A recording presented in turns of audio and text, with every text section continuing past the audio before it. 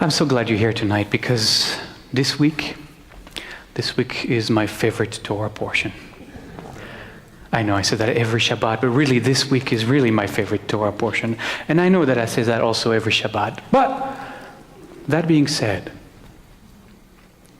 here we are. We've left Egypt 2 years ago. We spent a lot of time at the foot of Mount Sinai, but we've been on the road for a while now. And in fact, we are at the border of the promised land already, only 2 years. We are ready to get in, to settle down. Everybody will get their own little hill, their own little cottage. We're ready to go. Moses is gathering the tribes, is asking 12 members, elders of each tribe, one per tribe, to come forward, the wisest among them. He has a mission for them. He's going to send them to scout the land, to spy on its people, to see who is there, and to become more strategic in how they're going to conquer the land. And so the spies, the elders, go into the land, scout the land, north and south, east and west, for 40 days and 40 nights. Of course, anything you do is 40 days and 40 nights. And they come back after 40 days and 40 nights to give their reports to the entire assembly of Israel and in front of Moses. All 12 of them. 10 of them says, don't do it. Don't do it. We can't do it. This is too dangerous. This is a land filled with giants. We look like grasshoppers in their eyes. This is a land who devours its people. Don't do it. We can't do it. It's too dangerous. Two of the spies, 2 of the elders, clamoring, no, wait, Caleb and Joshua. We can do it. Yes, we can. We can do it. This have faith. It's nothing. Let's go. Let's do this. And we, the rest of us, were listening to these 2 groups, the 10 versus the 2, arguing, no, yes, we've seen the worst, we've seen the best, and we were just completely lost. We didn't know who to turn to, who to believe. We couldn't figure it out. I mean, all these 12 people went through the whole place. They each saw the same thing. They experienced the same experiences. They came back with the same data, the same information, but their report was completely in the opposite. And we don't know what to do. We're perplexed. You know what it's like? I'll tell you what it's like. It's almost like, kind of like, you know when your good friend is sending you that email, or you got it on Facebook about this latest scientific survey, this latest scientific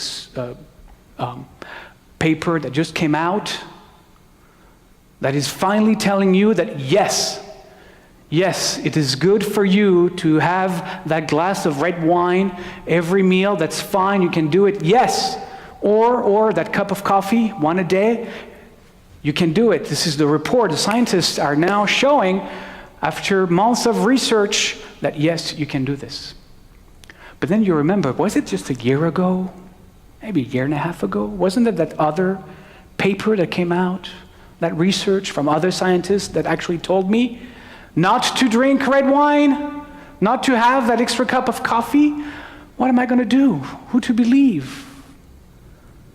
Same focus, completely different perspective, completely different report, completely different scientific points of view. And it's just the coffee or the red wine. It's all kinds of things that I'm thinking of eating, but should I eat it? Should I not eat it?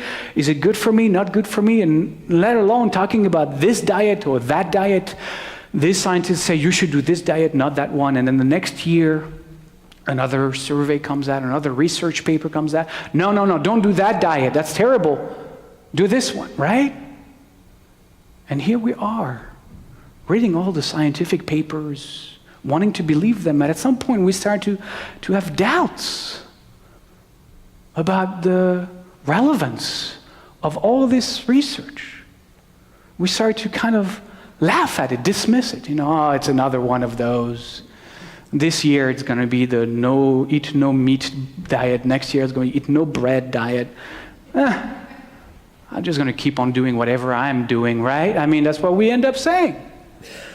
Can't those scientists finally come to the conclusion? How hard is it to tell us if we need to eat meat, or if we need to eat bread, if we need to drink wine or not wine? Can somebody give us the answer once and for all that we might know? Right? And when we get to that place that I'm describing right now, that's very dangerous. That's very dangerous. Because we want science. We want science to give us the answers. We want science to tell us what's good and what's bad. We want science to tell us what to do and what not to do. We want science to give us the answers. And you know why? Because we are humans. And as human beings, we live very chaotic, unpredictable lives. And we want a little bit of something to hold on to. We want a little bit of certainty. We want a little bit of solidity, right? We want to be able to hold on to something that we know is true, that we know is right, and we're going to follow it because they told us what to do. And we project onto science that yearning of ours. We want science to do that for us, to heal our pain. You know who was really good at doing that before modern times? It's called religion. Religion was really good at doing that. They told us a story. They told us the story was a true story, that we have to believe it from A to Z. And based on that story, they built up dogma. And they told us that they are absolute truth. There is an absolute right and an absolute wrong. And if we follow this path, then we'll be right in walking in the right path. And our lives could make sense again. They nurture that yearning in the human soul for permanence.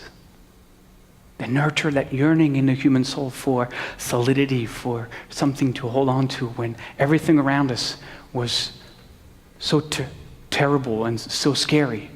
When you think this era is scary, you should have lived in the Middle Ages. Religion used to do that for us. But since modern times, many of us have let go of religion because we don't really like its dogmas. We don't really like this perspective that they are sharing of everything being black and white, of these absolutes. We don't believe in absolute right and absolute wrong. We want to follow the scientific methods to discover the reality of the world, not to rely on their stories. At least that's what we're telling ourselves. But in fact, what we've done is an act of transference. We've taken what we wanted out of religion, that yearning, and we transported it into science.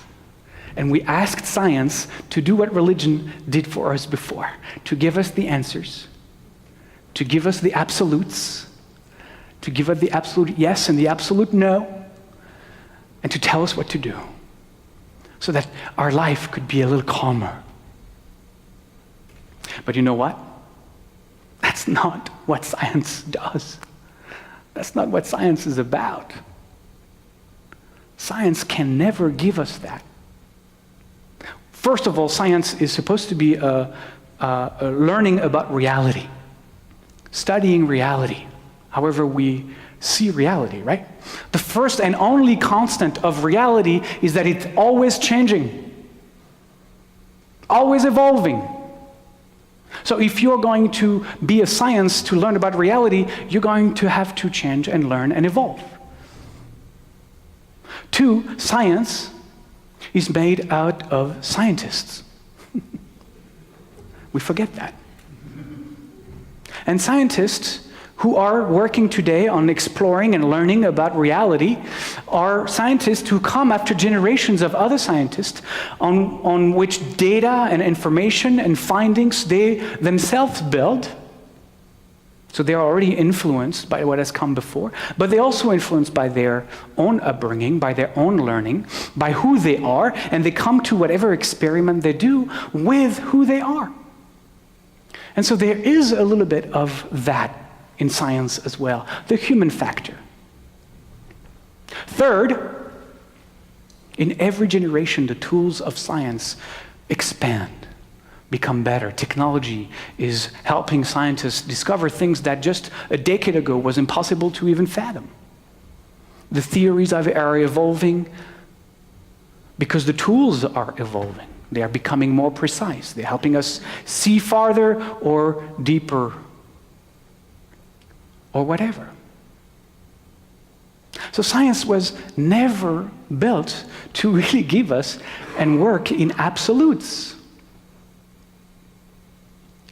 Every scientist worth its salt, either giving a presentation, writing a paper, or being published, will ever either hint at or even write at the bottom of their paper, more is to be learned about this subject.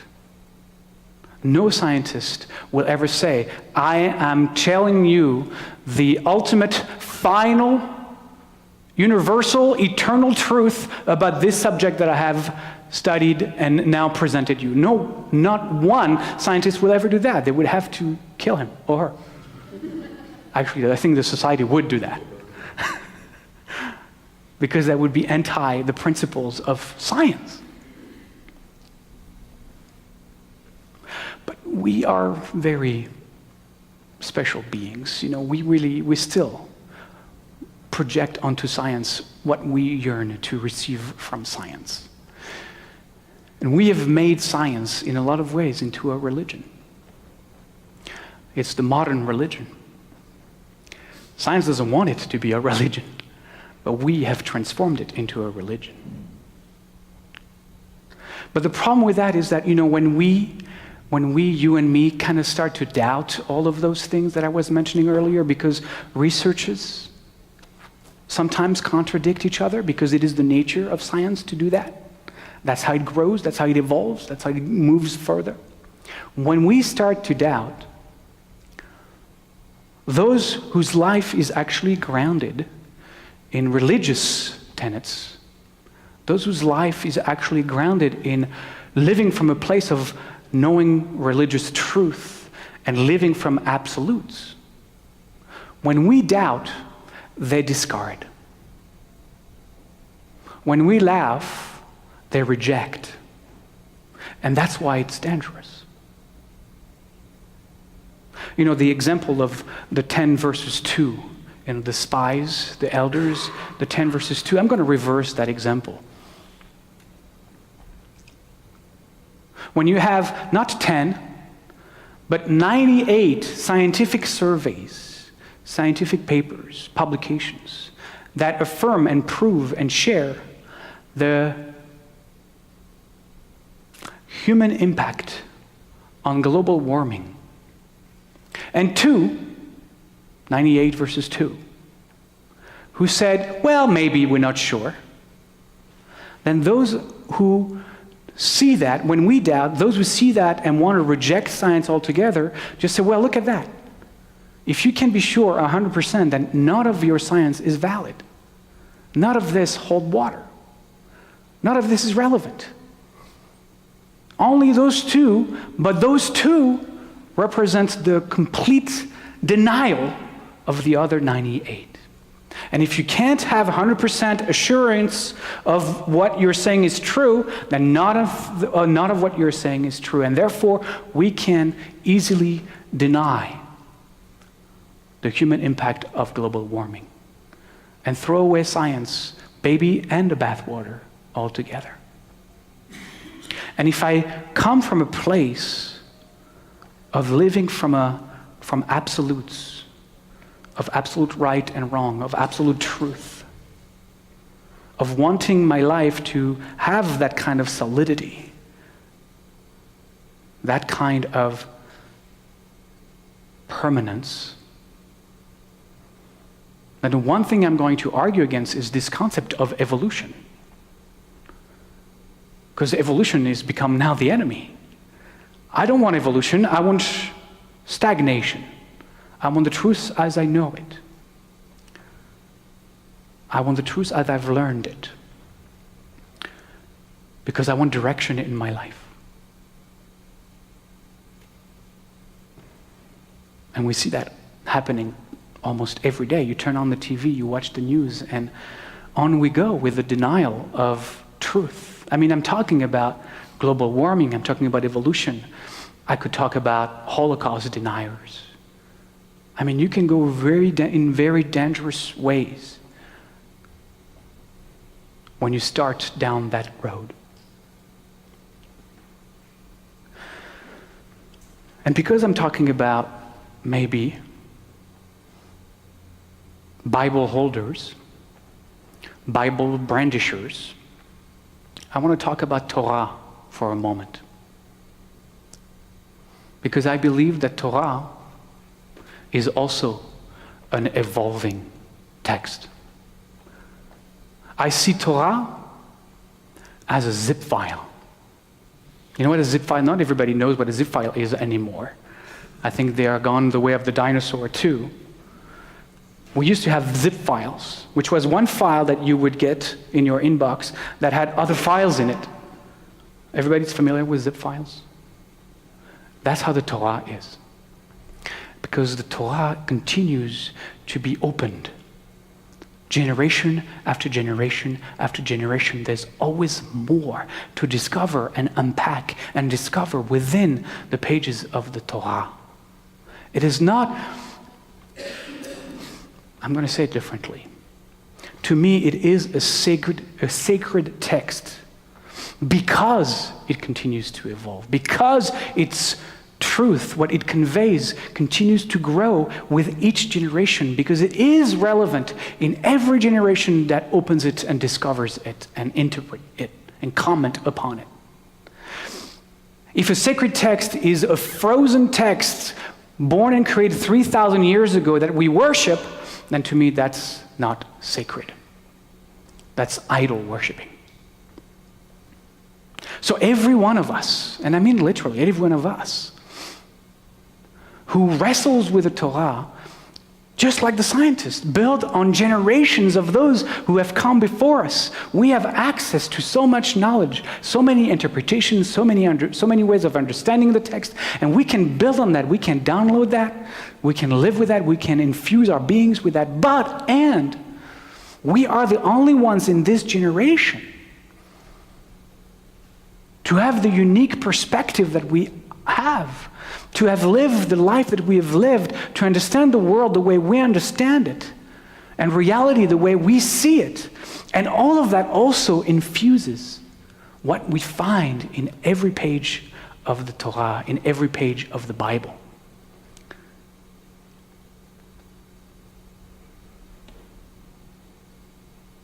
That's why it was very important for me and the board when we put together the mission statement of Bet Aleph, that we wrote in there that we see Judaism, we see this as evolving Judaism. Because Judaism is never static. Judaism is never going to be, as far as I'm concerned, a dogma of truth to follow or believe. If it is a true spiritual path, then it is going to continuously evolve as we evolve. And I'm going to end with this, and I think, to me, it is perhaps the most important part of all of this.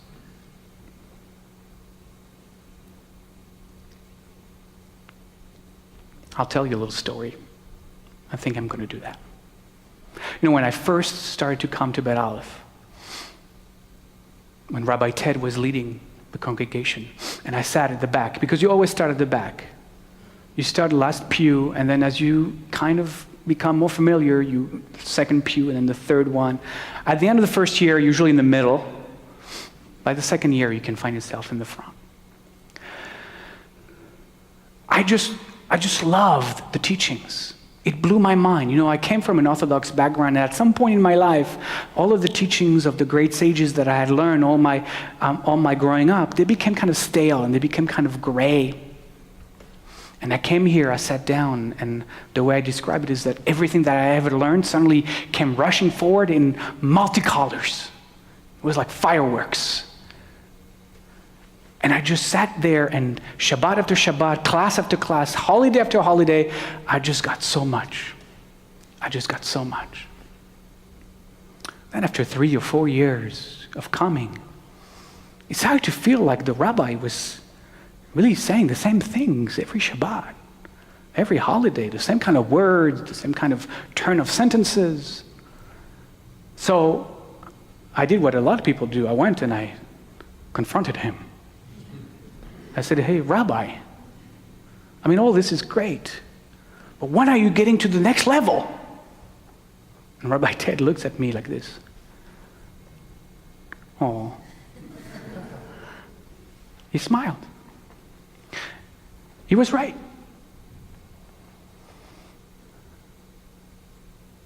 What he said to me was, look, we've had the same Torah for 2,500 years. And every year we've been reading the same passages. And every year this is the same words, the very same words, and the same kind of sentences. But every year, if you are more and more awake in your life, then you will find more in it. And that's what happens in every Shabbat and every holiday. We use the same words. Perhaps even the rabbi is speaking the same words. But what happens when we've been here maybe for too long, and we have accumulated all this jargon, all those words, like we've listened to them for so long that it become part of us. We've integrated them, and we feel good about it because now we have an expanded vocab about spiritual words, and it's great. We can talk about it. We can explain things that we couldn't maybe explain before. And we've built up this dictionary of ideas and concepts. And then when we come to services, what we hear really is those ideas and concepts because we can connect. Now we have them. I know what he's talking about, and I have it. And all we hear, actually, in fact, eventually is only the words we've already learned and we've already digested. And we miss the subtleties. We miss when a phrase is turned a different way and, oh, I didn't hear that before, because we are stuck. We've made our spirituality into ideas, concepts, and we turn our spirituality into religion. We ossified it, we calcified it. It's become a thing. So here's what I wish to all of us. I wish that every Shabbat that we come here, every holiday that we celebrate together, we come here as if this was the first time we ever step into this space. That we open the prayer book as if we had never seen those words before. And that we look into it for what we have yet to understand, yet to grasp. That we challenge our concepts and our ideas every time we come here. That we don't let our spirituality become numb. That we don't live a life in preconceived notions of what we think we already know. That we deconstruct all our concepts and ideas. That we challenge ourselves every time. Clear slate. So that we might find more to talk about in this old red wine of ours. That we might find more to discover in that old coffee of ours. That we might argue with this rabbi or that rabbi, this scientist or that scientist, that we ourselves become spiritual scientists. Discovering ever more in the study of our journey and our path. Ken Yehi Ratzon. Amen.